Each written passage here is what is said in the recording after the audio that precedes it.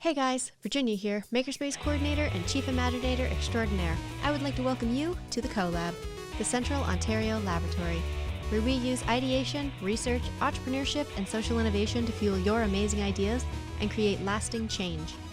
We are here to educate, inspire, and activate. Prepare to educate yourself with seasoned mentors, be inspired by compelling voices, and activate your plan for success. Welcome to the COLAB. Hey guys, welcome to the COLAB. I'm Virginia, this is the hair that lives on top, and today we are going to be talking about rapid prototyping and prototyping in general. Awesome. Okay, I'm excited. So I'm Jamie Dorn. I'm the Executive Director of Research, Innovation, and Entrepreneurship at Georgian College. Thanks for tuning in. Can't wait to talk about rapid prototyping. So, Jamie, do you know what rapid prototyping is? No, I have no idea what it is. No. You have no idea what it is. What? That's insane. I'm kidding. I'm kidding.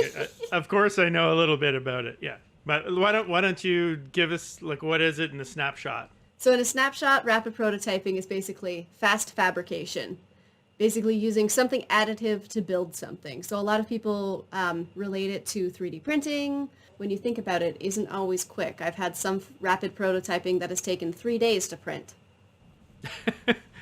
Yeah, I know it's not exactly super rapid, but if you think about it in compared to the old way of doing things, so if you were to make let's say even an auto part, you designed a new auto part, to make that in the old way, there was a whole lot of design in front. Then you had to make sometimes clay sculptures of it and molds or wax sculptures, and then you make a metal one, or you machine a piece of metal.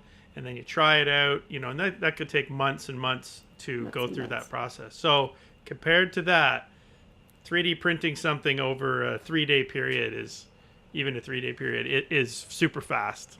Yes. There's also different ways of prototyping in general, which don't involve 3D printing, which can involve just using craft materials to put things together and just sort of show off, a quick demonstration of this is how I think this would work. That is a good point. Some people know that I'm really into action figures and things. And when they're rapid prototyping action figures, they typically just grab an action figure. Here, there's one over here. Here's Commander William Riker. They just would grab one of these and then take their knife to it and start cutting them up and glue a different head on and be like, okay, now this is Super Action Man. He's going to be in this next movie coming up. How do you like it? So that's rapid prototyping. Exactly. We haven't talked about technologies that help with rapid prototyping. So there's 3D printing, and I think we've kind of thrown that around a little bit in this conversation. But there's some newer, more modern approaches to rapid prototyping that are using simulations and design software. What do we have at the college that people are using?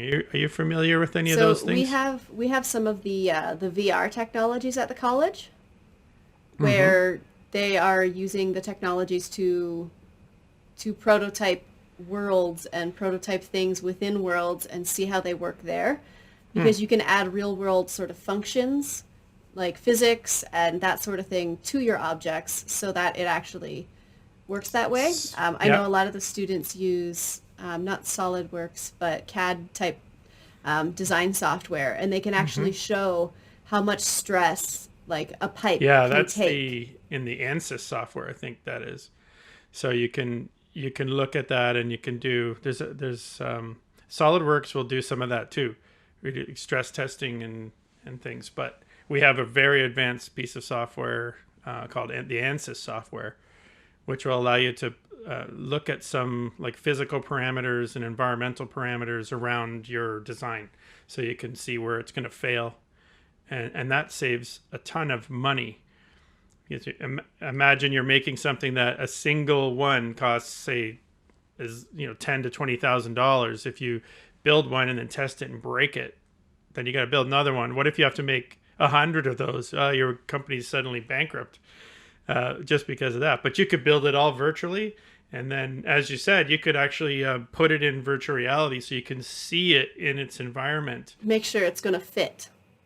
I know that our architectural program at Georgian is using some pretty advanced software, And what they do is they use it to visualize architectural spaces and designs. So what if I design my house, or I'm designing a cathedral, something like that, right? Yes. So I could have it literally rendered. I can feel what it's like inside those spaces. And then we can look at, we could do studies on, is it structurally sound? Could you change out the materials? I think it would be interesting to add into a project like that acoustics. Oh, yeah. So like if you could actually, because in most virtual reality simulators, like the Oculus Quest and whatnot, they have earphones that go on.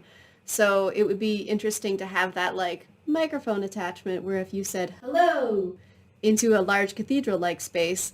Maybe like...